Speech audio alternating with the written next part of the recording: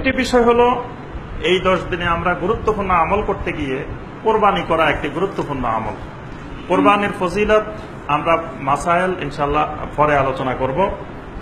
তো এই কোরবানি করতে গিয়ে দেখা যায় আমরা অনেকগুলো ভুল ত্রুটি আমরা করে ফেলি।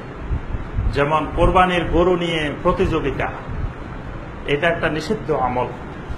কোরবানি খালেস ভাবে আল্লাহর জন্য, আল্লাহর কাছে লা ইয়ানালাল্লাহু লুহুমুহা ওয়ালা দিমাউহা, কোরবানির গোশত আল্লাহর কাছে যায় না, রক্ত আল্লাহর কাছে যায় না, যায় কি ইয়ানালুহু তাকওয়া মিনকুম, তাকওয়াটা যায়। তাহলে কোরবানির গরু মুখ্য বিষয় না, মুখ্য বিষয় কি তাকওয়া। এখন কোরবানি করতে দিয়ে যায় যদি আমার তাকওয়ায় হারাই যায়, আমার আরেকজন আমার পাশের বাড়ি বা আরেক লোকে গরু কিনছে 70,000, আমাকে কিনতে হবে 80,000, তার থেকে কমপক্ষে 10,000 বেশি থাকতে হবে।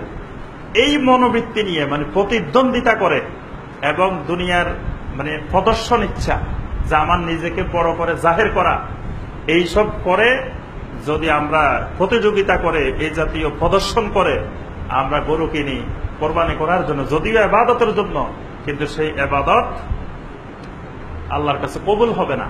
কারণ ইবাদতের মধ্যে যদি রিয়া থাকে, লোক দেখানোর কোনো সামান্যতম অংশও থাকে, সামান্যতম ইচ্ছাও থাকে, তাহলে আল্লাহ পাক সেই ইবাদত কবুল করেন না। আল্লাহ পাক বলবেন যে তুমি মানুষ দেখানোর জন্য করছো, তো মানুষও তো দেখছে, আমার কাছে আবার কি?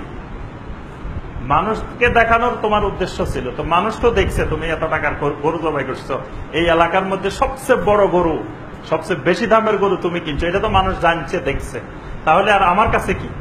জনগণ থেকে পাইলে আল্লাহর কাছে পাওয়া যাবে না। মানে একই ব্যক্তি 2 জায়গা থেকে বেতন নিতে পারবে না।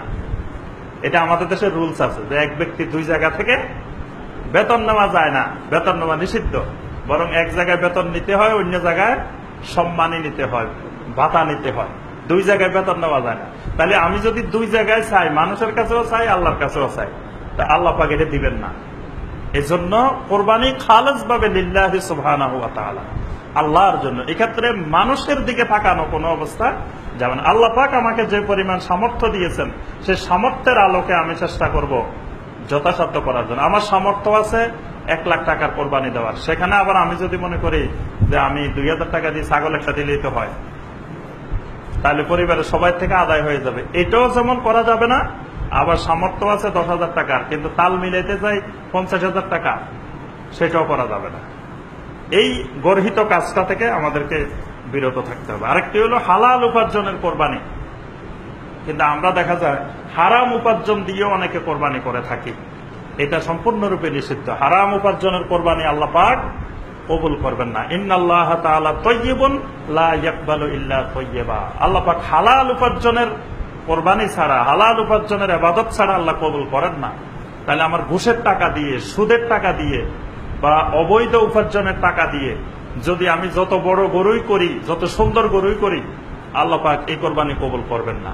এই ক্ষেত্রে খেয়াল রাখতে হবে, যারা অংশীদারির ভিত্তিতে আমরা কোরবানি করি, তারা যেন কোনো অবস্থায় এরকম হারাম উপার্জনকারীদের সাথে কোরবানি করবেন না। করলে আপনারটাও যাবে, তারটা তো গেলে গেল। আপনি যেহেতু হারাম উপার্জনকারীর সাথে সংযুক্ত হয়েছেন, ওয়ালা বাড়া করে ফেলছেন, তার সাথে কোরবানি করা মানে তার সাথে আপনার ওয়ালা গড়ে উঠছে, বন্ধুত্ব গড়ে উঠছে। তা হারাম উপার্জনকারীকে আপনি বন্ধু হিসাবে গ্রহণ করছেন, এই জন্য আপনার কোরবানিও হবে না, অথচ আপনি হালাল উপার্জন দিয়ে করছেন। এই জন্য প্রকাশ্যে দিবালোকে যাদের ব্যাপারে জানেন যে এ সুদ খায় বা ঘুষ খায় বা এটা হারাম উপার্জন করে বিভিন্ন তরিকায়, তার সাথে কোরবানি করা যাবে না।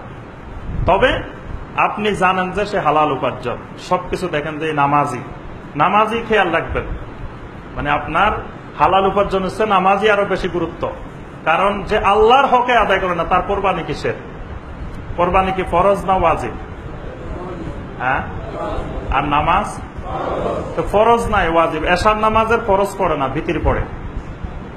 কোন লোকে এশার ফরজ পড়লো না 4 রাকাত, কিন্তু ভিতির পড়ে, অথবা এশা পড়ে না, তারাবি পড়ে। তাহলে ওই লোকের তারাবি ভিতির যেমন কবুল হবে না, যে লোক নামাজ পড়ে না কোরবানি করলো, তার কোরবানিও কবুল হবে না। সে তো ফরজে নাই, সে ওয়াজিব করার জন্য তাকে কে বলছে? ওয়াজিব তো করে, ওয়াজিব আর ফরজ তো সমান না, কিছু বেশ কম আছে বলেই তো একটা ফরজ একটা ওয়াজিব। তাহলে আগে ফরজ, তারপরে ওয়াজিব। তার ফরজে নাই, কিন্তু সে ওয়াজিব নিয়ে মহাব্যস্ত। তার এশার নামাজ নাই, ভিতির নিয়ে তারাবি নিয়ে সে মহাব্যস্ত।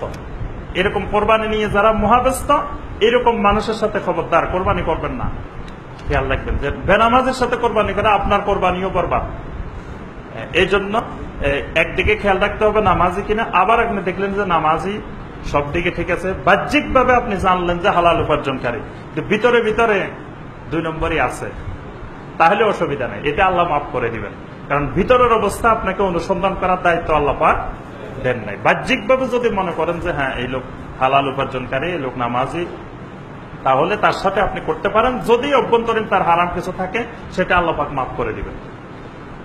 এই বিষয়টা আমাদেরকে খেয়াল রাখতে হবে। এরপরে হলো আত-তাসাব্বু বিল মুশরিকিন, মুশরিক